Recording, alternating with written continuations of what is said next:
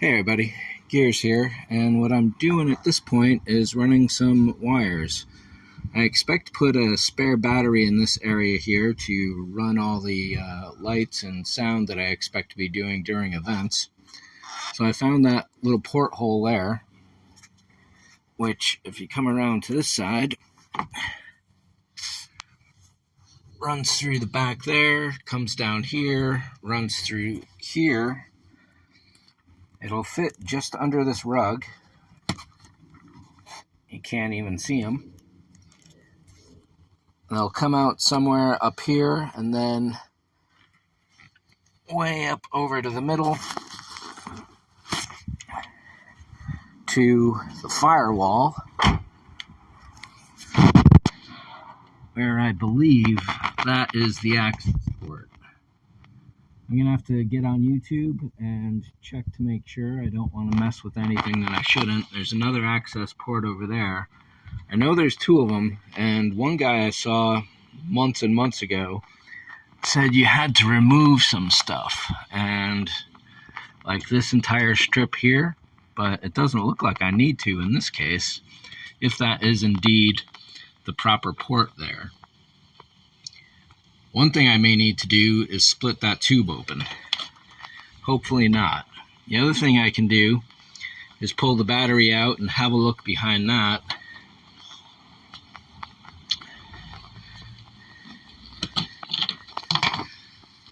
And then I think there's an access port behind here, but I'm not sure.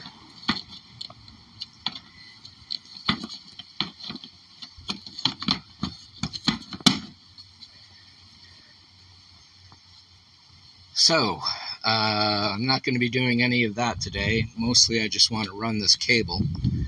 And sure enough, the cable is going to be just short enough to make it anywhere. I think this length will get me to just about the firewall. And then from the firewall, I'm going to need at least 2 feet, if not 3, which means I should probably have 5. Extra is okay, can't go short on this sort of thing.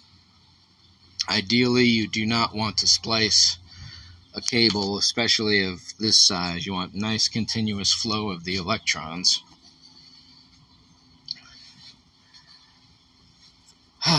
So, I'm at least going to throw the cables up to the front. At worst, hopefully I can snake these later and I won't have to pull everything apart again. To get access to the back, obviously I have to pull this glove compartment out. It's bolted there and there on the back, and then it's got half a dozen bolts more on the front. It's not difficult, it just takes time, and you have to remove the seat essentially for all this. The carpet itself is held down by these few clips here, and there is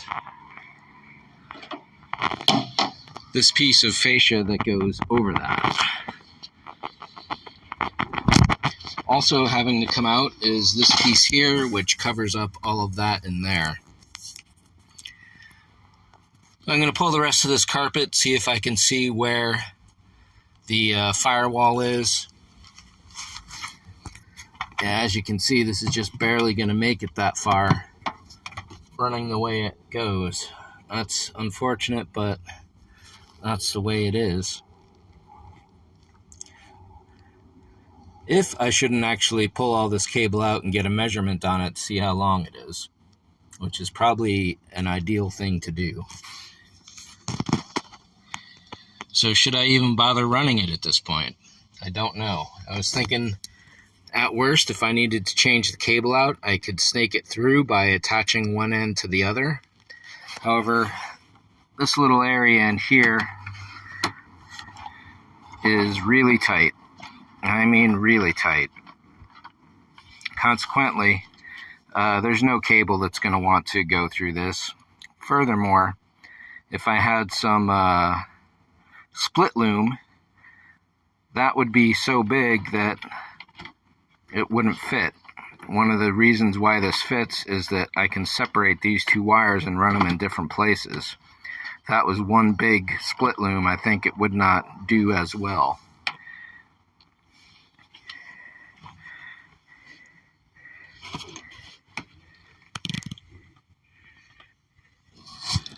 However, this will be a nice little route to pursue. Definitely. Let's get back upstairs here. Whoa.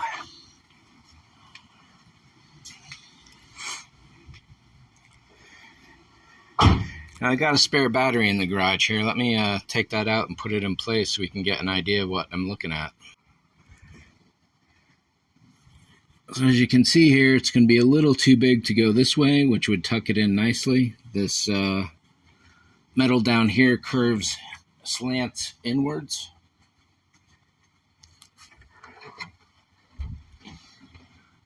So there's no chance that's going to fit in that direction. And perhaps, obviously, it will fit if we rotate it 90 degrees.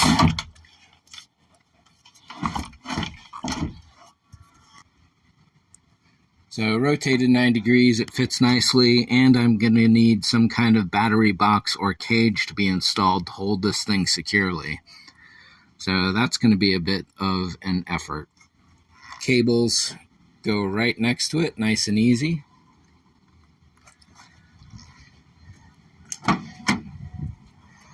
And as far as profile goes, maybe it won't be too bad. It's definitely going to take up some space, and it can't go over further.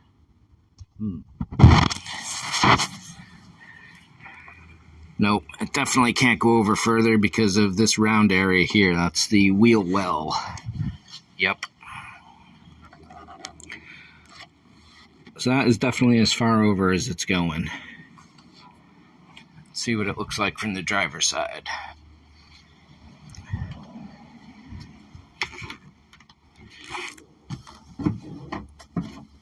Well, that's not too bad at all. Relatively flat. Maybe I'll even be able to dress it up and make it look like a part of the car or the spaceship. Hey, I got ghosts. So I guess I'll leave these cables in place at least. Should I bother even? I don't know. I can always tuck the excess length into the back over here and keep it short up there. And like I said, I should probably get a measurement on their length so I know how much more I need. I'm not going to do the actual, well, I'm probably going to do all the actual wiring, but I've got an electronics buddy in the R2 club who said he'll give me a hand on getting all this going. I'll need some kind of diode to keep the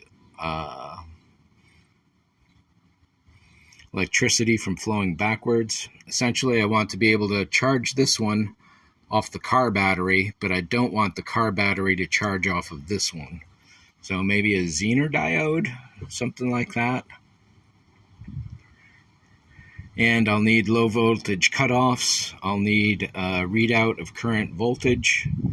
And yeah. So it should all be interesting. It's not gonna happen immediately, if not anytime soon. I just wanted to have a look at how all this cabling is gonna run. So I've got a pretty good idea now. To get access to it, like I said, I have to pull up the fascia on the floor and pull out this storage bin there, the glove box. So that's not a lot to do. Certainly having the seat out is going to be a benefit too. So it's going to be an afternoon's work at the least, if not a full day, depending on how bad getting through the firewall is.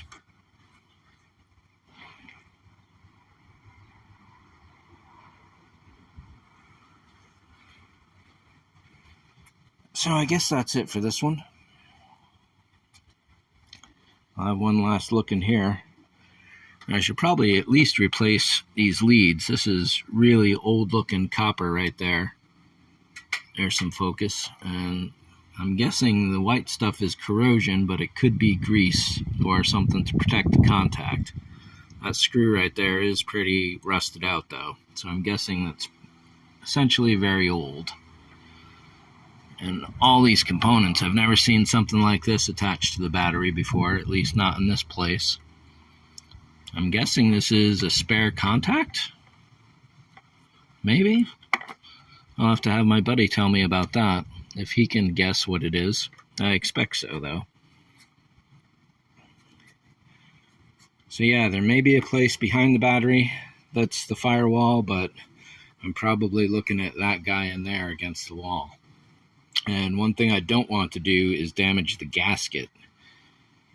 So it'll be a little trick.